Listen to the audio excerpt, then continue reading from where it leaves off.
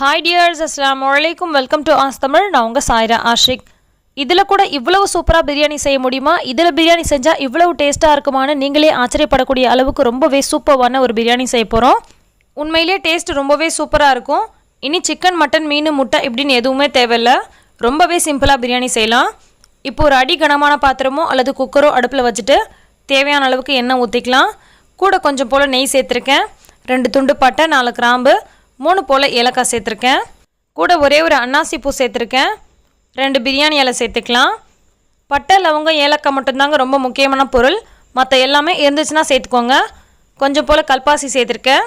இது எல்லாத்தையும் இந்த எண்ணெயில் ஒரு முறை வதக்கி விட்டுறலாம். இதோட ஃப்ளேவர்லாம் இந்த எண்ணெயில் நல்லா இறங்கும். இப்போ இது கூட கட் பண்ணி வச்சுருக்க வெங்காயத்தை சேர்த்துக்கலாம். வெங்காயம் அதிகமாக சேர்க்க தேவையில்லைங்க. ஜஸ்ட்டு ஒரு 2 கையளவுக்கு இருந்தாலே போதும். பிரியாணி செய்கிறதுக்கு 300 கிராம் அளவுக்கு அரிசி எடுத்திருக்கேன். நான் பாஸ்மதி ரைஸ் எடுத்திருக்கேன். நீங்கள் எந்த அரிசியில் வேணாலும் செஞ்சுக்கலாம். இப்போ வெங்காயம் இந்த மாதிரி நல்லா நிறம் மாறி நல்லா வதங்கி வரணும். இந்த அளவுக்கு வதக்கி விட்டுக்கோங்க. எப்போதுமே பிரியாணிக்கு வெங்காயம் நல்லா வதங்கி வரணும். அந்த மாதிரி வதக்கி நம்ம செய்யும் போது தான் அந்த பிரியாணிக்கு நேச்சுரலாகவே ஒரு நல்ல கலர் கிடைக்கும். இப்போ வெங்காயம் நல்லா வதங்கிருச்சு. இப்போ இது கூட 1 டேபிள் ஸ்பூன் அளவுக்கு இஞ்சி பூண்டு விழுது சேர்த்துக்கிறேன். ஒரு கையளவுக்கு கொத்தமல்லி தழை, ஒரு கையளவுக்கு புதினா இலைகள் சேர்த்துருக்கேன். ஒரே ஒரு பச்சை மிளகாய் இந்த மாதிரி துண்டு துண்டாக கட் பண்ணி சேர்த்துருக்கேன். நான்வெஜ்ஜை வச்சு பிரியாணி செஞ்சால் தான் ரொம்பவே டேஸ்ட்டாக இருக்கும் நிறைய பேர் நினச்சிட்ருக்கீங்க. அப்படி கிடையாதுங்க. இன்னும் சில பொருட்களை வச்சு நம்ம பிரியாணி செய்யும் போது பிரியாணி ரொம்பவே சூப்பராக இருக்கும். இப்போ இஞ்சி பூண்டு விழுது சேர்த்து இஞ்சி பூண்டு விழுது ஓரளவுக்கு நல்லா வதங்கி வந்துருச்சு. சிலர் இஞ்சி பூண்டு சேர்த்து வதக்கும் போது அடி பிடிக்குது அப்படின்றதுக்காக தக்காளியை சேர்த்து வதக்கிட்டு அதுக்கப்புறம் இஞ்சி பூண்டு சேர்ப்பாங்க. அந்த மாதிரி வதக்கிறத விட இஞ்சி பூண்டு சேர்த்து வதக்கிட்டு அதுக்கப்புறம் தக்காளி சேர்க்கும் போது தான் வாசனை ரொம்பவே சூப்பராக இருக்கும். டேஸ்ட்டும் ரொம்பவே நல்லாயிருக்கும். இப்போ நம்ம 2 உருளைக்கிழங்கோட தோல் சீவிட்டு இந்த மாதிரி நீல வாக்கில் கட் பண்ணி சேர்த்துருக்கோம். இன்றைக்கி நம்ம உருளைக்கிழங்கு பிரியாணி செய்ய போகிறோம். ஸோ உருளைக்கிழங்கு மட்டும்தான் சேர்த்துருக்கோம். என்னது உருளைக்கிழங்குல பிரியாணியா அப்படின்னு சொல்லி முகம் சுழிக்க தேவையில்லை. ரொம்ப டேஸ்ட்டாக இருக்கும். கண்டிப்பாக நீங்கள் ஒரு முறை செஞ்சு சாப்பிட்டு பாருங்கள், உங்களுக்கே தெரியும். இப்போ இது கூட தேவையான மசாலா பொருளை சேர்த்துடலாம்.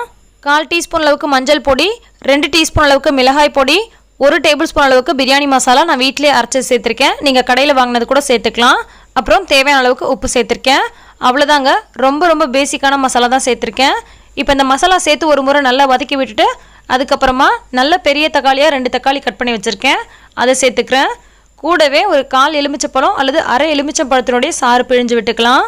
எலுமிச்சம்பழத்துக்கு பதிலாக தயிர் இருந்துச்சுன்னா தயிர் சேர்த்துக்கோங்க, அல்லது எலுமிச்சம்பழம் சேர்த்துக்கோங்க. ரெண்டுத்தையும் சேர்க்குற மாதிரி இருந்தால் கம்மியாக சேர்த்துக்கோங்க. இல்லைனா புளிப்பு சுவை கொஞ்சம் அதிகமாக இருக்கிற மாதிரி தெரியும். தக்காளி சேர்த்து வதக்குனதுக்கப்புறம் மசாலா பொடியை சேர்த்துருந்தோன்னா இந்த அளவுக்கு நமக்கு கலர் கிடைக்காது.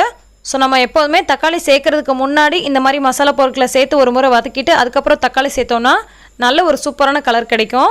இப்போ நம்ம அரிசிக்கு தகுந்த தண்ணி சேர்த்துக்கலாம். நான் இந்த கப்பால் 1.5 கப் அளவுக்கு அரிசி எடுத்திருந்தேன். ஸோ 3 கப் அளவுக்கு தண்ணி சேர்த்துருக்கேன். 1க்கு 2ன்னு கணக்கு வச்சு தண்ணி சேர்த்துக்கலாம். இப்போ இது கொதி வர ஆரம்பித்ததுக்கப்புறமா நம்ம அரிசி வடிச்சிட்டு இது கூட சேர்த்துக்கலாம். அரிசி அரை மணி நேரமாவது நல்லா ஊறி இருந்தால் தான் பிரியாணி நல்லா சூப்பராக உதிரியாக நல்லா பெருசாக கிடைக்கும். ஸோ ஒரு அரை மணி நேரம் கண்டிப்பாக ஊற வச்சுக்கோங்க. இப்போ அரிசி சேர்த்துட்டு அடியோடு 2-3 முறை கலந்து விட்டுக்கோங்க. ரொம்ப கலந்து விட்டுட்டே இருக்காதீங்க. அப்போ லைட்டாக நமக்கு அரிசி உடைய ஆரம்பிச்சிடும். அரிசியை உள்ளே சேர்த்துட்டு கலந்து விட்ட உடனே குக்கரோட மூடியை போட்டு விசில் விட்டுறக்கூடாது. இந்த மாதிரி கொஞ்சம் நேரம் கழித்து ஒரு முறை கலந்து விட்டுக்கோங்க.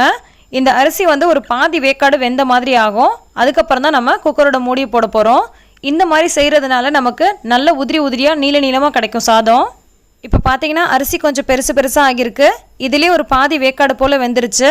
இது மேலே கொஞ்சமாக கொத்தமல்லி தழை தூவிட்டு கொஞ்சம் போல் முந்திரி பருப்பு சேர்க்க போகிறேன். இதெல்லாம் ஆப்ஷனல் தாங்க. வேணும்னா சேர்த்துக்கோங்க, இல்லைனா ஸ்கிப் பண்ணிவிடுங்க. இது மேலே கொஞ்சம் போல் நெய் கூட சேர்த்துக்கலாம். ரொம்பவே வாசனையாக ரொம்ப டேஸ்ட்டாக இருக்கும். நான் நெய் சேர்க்கல. அப்படியே நம்ம குக்கரோட மூடியை போட்டு மூடி வச்சிடலாம். இதை நம்ம 3 விதமாக பர்ஃபெக்டாக வேக வைக்கலாம். ஒன்று மூடி போட்டு ஒரு விசில் விட்டுக்கலாம். அப்படி இல்லைனா மூடி போட்டு சிம்மில் வச்சு ஒரு 7 நிமிஷத்துக்கு விட்டுருங்க. அப்போ நல்லா பர்ஃபெக்டாக வெந்து வந்திருக்கும். அப்படி இல்லைனா தவா மேலே வச்சு ஒரு 8லேருந்து 9 நிமிஷம் போல் வச்சுக்கோங்க. இந்த 3 மெத்தடில் எதில் ட்ரை பண்ணாலுமே ரொம்ப சூப்பராக உதிரியாக சாதம் நல்லா நீளமாக கிடைக்கும். ஸோ கண்டிப்பாக இதே மாதிரி ட்ரை பண்ணி பாருங்கள். நல்லா பாருங்கள், பிரியாணி அடியில் ஒரு பருக்க கூட ஒட்டலை. அதே மாதிரி நல்லா உதிரியாக கிடச்சிருக்கு. இந்த மாதிரி அடியோடு கிளறும் போது கூட ஒரு பருக்க கூட குழஞ்சிரல. அந்த அளவுக்கு நல்லா உதிரியாக பர்ஃபெக்டாக வந்திருக்கு.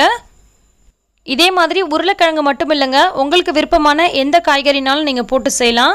குறிப்பாக மஷ்ரூம், காலிஃப்ளவர், உருளைக்கிழங்குல செய்யும் போது இந்த ரெசிபி ரொம்ப சூப்பராக இருக்கும். ஸோ இன்றைக்கி நம்ம செஞ்ச இந்த உருளைக்கிழங்கு பிரியாணி நீங்களும் செஞ்சு பார்த்துட்டு எப்படி வந்துச்சுன்னு கமெண்ட் பண்ணுங்கள். இந்த ரெசிபி உங்களுக்கு பிடிச்சிருக்கும்னு நினைக்கிறேன். பிடிச்சிருந்தா லைக் பண்ணி மற்றவங்களுக்கும் ஷேர் பண்ணுங்கள். எல்லா புகழும் இறைவனுக்கே. நன்றி.